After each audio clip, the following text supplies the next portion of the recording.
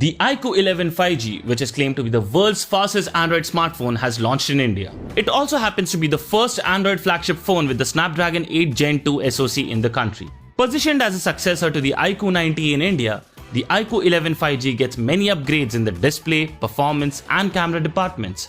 Before we talk more about the device, let's just quickly unbox the phone. First up, you get the phone itself covered with a plastic sheet. iQOO sent us the Legend color option, which has the signature BMW Motorsport racing stripe. The box also includes a card highlighting the company's collaboration with BMW for the iQOO 11 series. Next up, there's the SIM ejector tool, a TPU case and a USB Type-C to 3.5mm jack adapter. There is also a USB Type-C cable and a 120W fast charger in the box. The company claims that the charger can refill the iQOO 11 5G's 5000 mAh battery from 0 to 50% in about 8 minutes. The Legend variant of the iQOO 11 5G uses a faux leather material. The back is textured and looks quite modern while offering a good in-hand feel.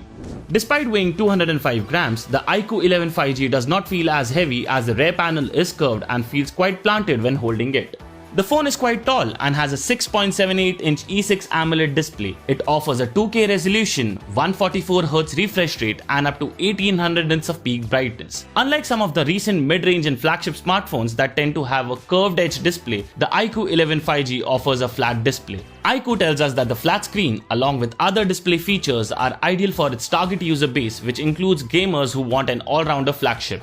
The display also has a hole punch cutout at the top and a layer of Corning's Gorilla Glass Victus for added protection against accidental drops and scratches. Adding to the premium feel is the metal frame, which houses the USB Type-C port, the primary speaker grille and the dual SIM tray at the bottom. The right side has the power and volume buttons.